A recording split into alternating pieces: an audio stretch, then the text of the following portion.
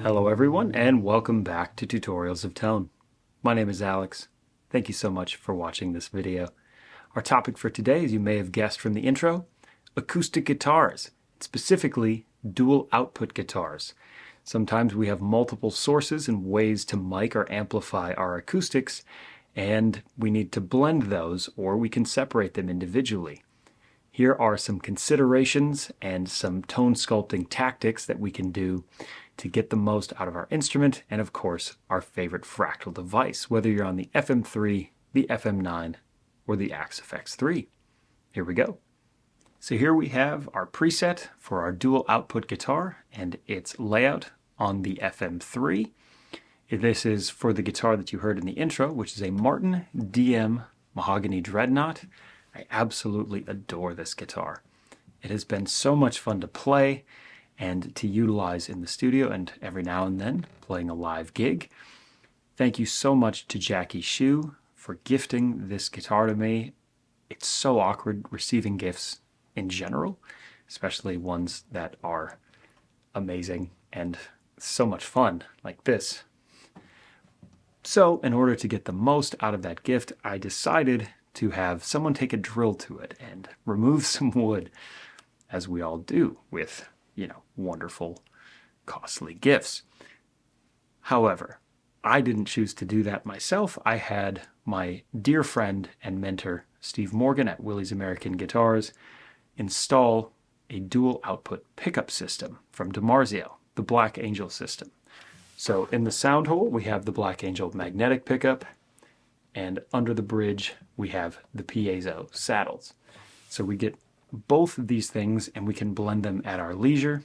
We can process them separately and then combine them later, or we can use each one individually to just get that one unique sound. Now it should be noted that the Black Angel magnetic pickup at the moment has a little bit of an issue. The wonderful people at DiMarzio Tech Support are going to replace and repair this pickup. There's a little bit of a 60 cycle hum. So if you hear that, it is not your phone, it is not the device, it is indeed the pickup.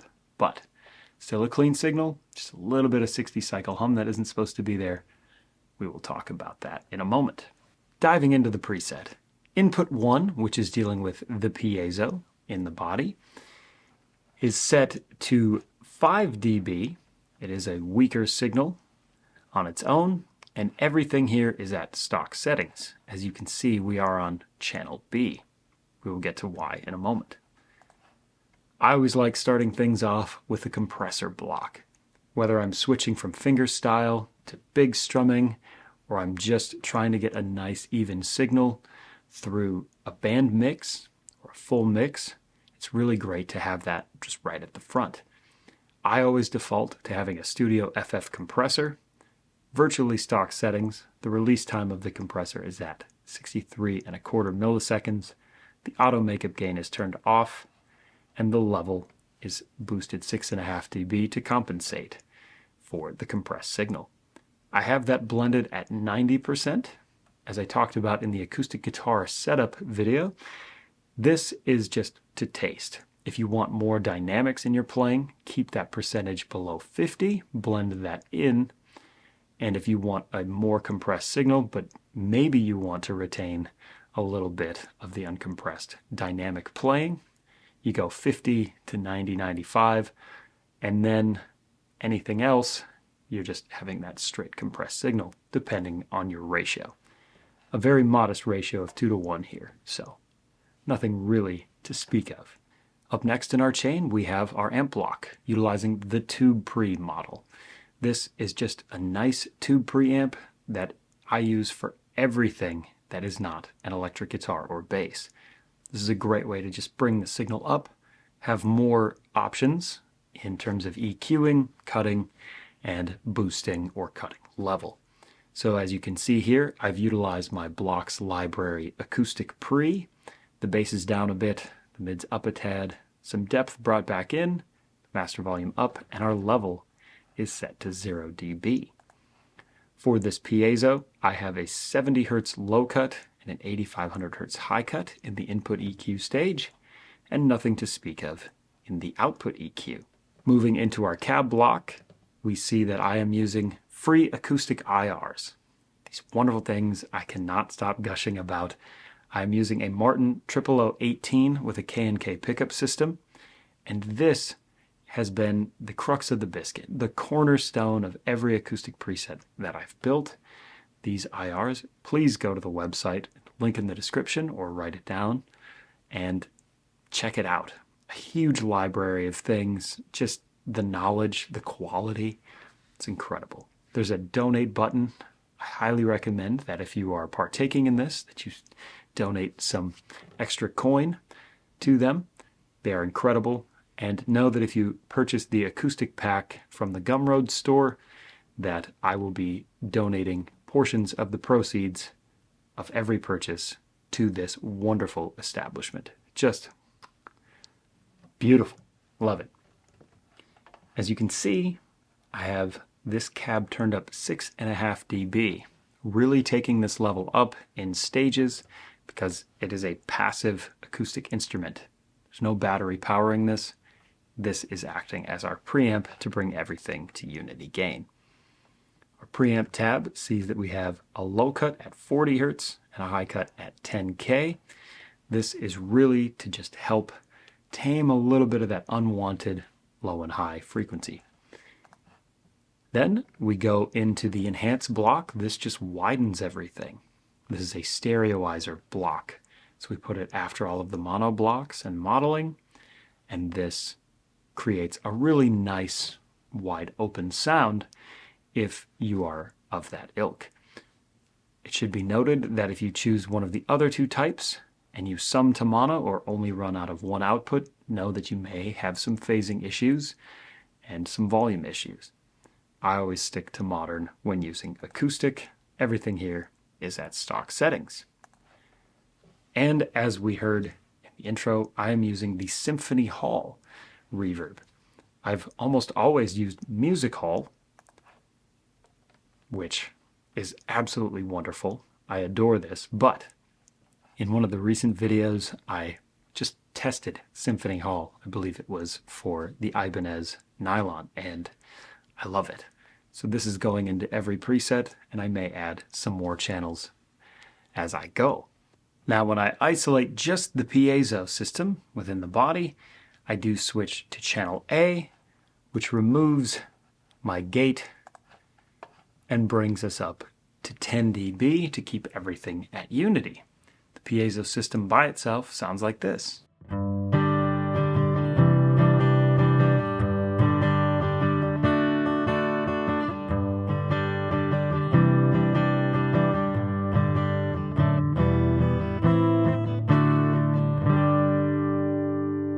Within our FM3, I do have the ability to switch over to just the Black Angel magnetic, and as I mentioned, there's a little bit of a hum issue going on there, which we will deal with. So for now, there is a threshold on that gate, which gets rid of that until we start playing. It happens. In this side of the chain, we have a Studio FF compressor, same exact settings as we do above. And then because of the limited capabilities of the processing for the FM3, where we only have 1 amp or cab block, I have a 10-band variable Q graphic EQ dialed in mostly for level, but to also attenuate some things and get rid of some of those lows. This is my block library stock starting place for acoustic sounds, and that running into the cab, enhance, and reverb block sounds like this.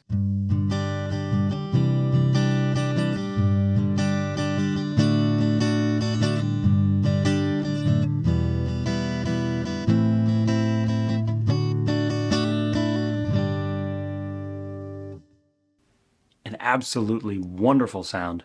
Of course, there's that little hum in there, but we'll deal with that. So what we're going to do now is have a nice audio comparison between the three different options. We have the piezo, then the pickup, then a combination playing the same chordal figure.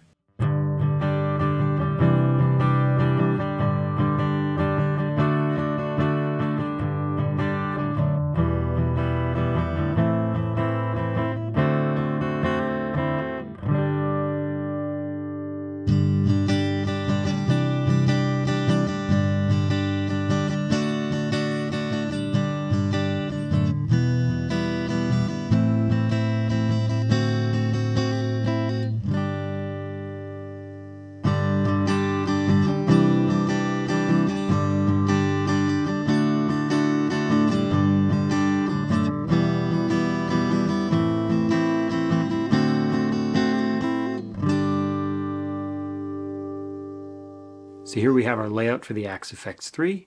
As you can see, all of the specs have carried over from each of our blocks, including the compressor and the tube pre. As we go into the cab block, know that there are more instances of IRs as we have the capability. And if you go to the free Acoustic IRs page, you'll see that there are plenty of mics to choose from. For the FM3 and its two cab IR capabilities, I stuck with my two favorites, but here I have everything blended in equally, and I absolutely love it. But you can always tweak to taste, and of course you can have low cut and high cut for each individual signal. For the piezo, I decided to have a 60 Hz low cut and a 10K high cut, and with the same IRs on the pickup, I decided to have no low cut, really getting the most out of this area of this sound source, and then a 10K high cut. I copied over the GEQ from the pickup signal, and as you can see, still retains that nice mid scoop, again to get the most out of the lows and a little bit more of the pick brilliance from the sound source that is the pickup. But you can toggle that within this and the FM3 iteration with a completely flat EQ. This works wonders for just getting out and getting more mid-focused sound out of your pickup, whether you're in combination or in isolation. Then we can run everything from both sources into the enhance block and our reverb block, which we will come back to at the end of the video. So let's hear the difference between the pickup run through the compressor, tube pre, cab IRs, and GEQ as compared with the FM3, which is only using the compressor and graphic EQ.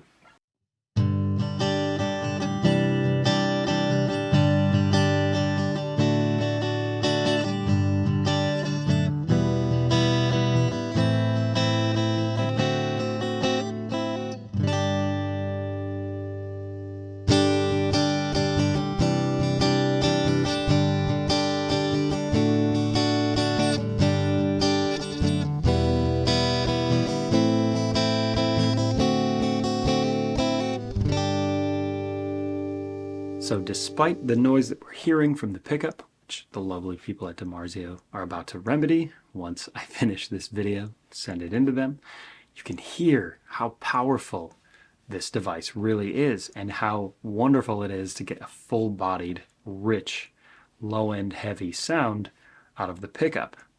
That is due to the tube pre giving us that added boost that we don't have in the passive system, running in to just these K and K IRs. If we bypass just the IRs,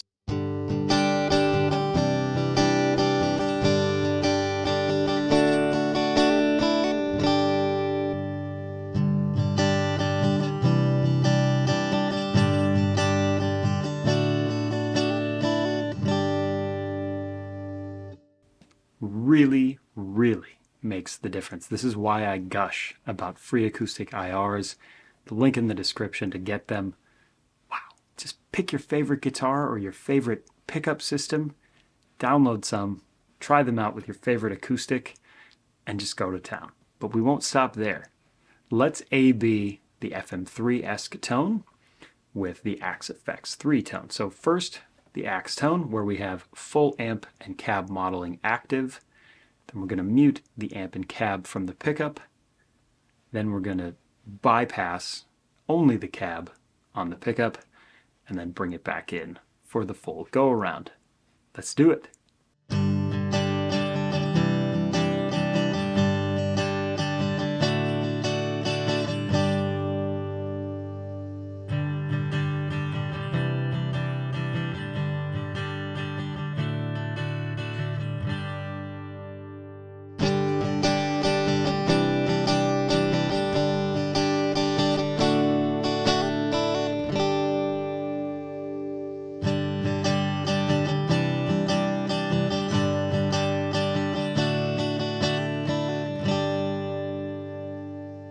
What a difference it makes to have individual control of both input sources amp and cab modeling when using a dual output system.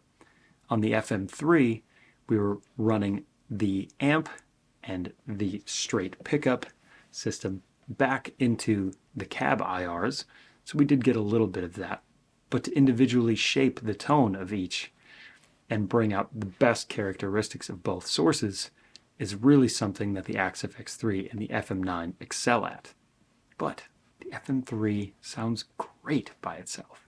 So if you have a dual output guitar, I highly recommend getting an XY cable, or if you have two outputs, marking those, which one is which source, identifying them accurately, and then setting up a dual output rig. This will come in so handy when you're in the studio or in a live setting, when you need to cut, when you need to lay back, when you want a very particular tone from a particular era. If you're in the tribute band scene, this is one great way to do it at the click of a foot switch, and I highly recommend that you go do that. And last but certainly not least, and as I said I would come back to, the reverb block. In this iteration of the preset, instead of jumping between Music Hall and Symphony Hall, I've taken the exact same specs, copied it across all channels, and just adjusted the mix knob. So whether you're on combination, piezo, or pickup, at the drop of a switch, you can bring in more or less reverb. Now, we can do the squish test. But hearing this in a finger-picking style will really help send home the application of having more or less reverb for any given musical moment.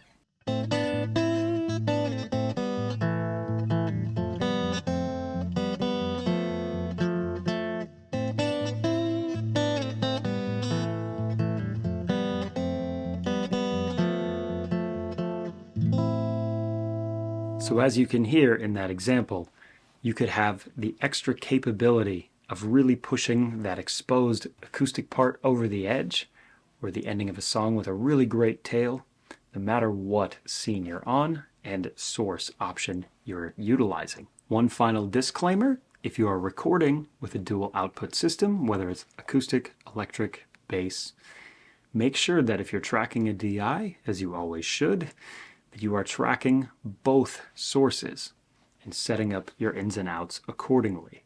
I ran into this in a session recently, and we had to compromise some things at the end to get across the finish line with the tone we wanted. We had tracked input 1, our process signal, and input 3 from the FM3 as our DI, but we didn't get input 4 on its own track, and therefore we didn't have the pickup when we wanted to reamp after editing and moving things around, and we wanted to print a new reverb. Well, we didn't have that option, so you can either retrack everything, or if time is limited, you have to get a little creative, which we did. And I figured I would pass that disclaimer knowledge onto the rest of you. Make sure that if you are on a dual output system, you are tracking all of the sources, both processed and DI. Well, that about does it for this video on dual output acoustic guitars.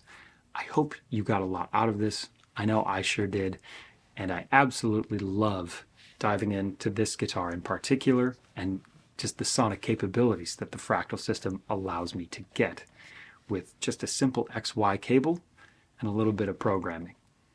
If you enjoyed this video, there are plenty of other videos throughout the channel that you can check out, whether they're tutorials of tone, gear reviews, playthroughs, Fractal 101s, lessons, etc.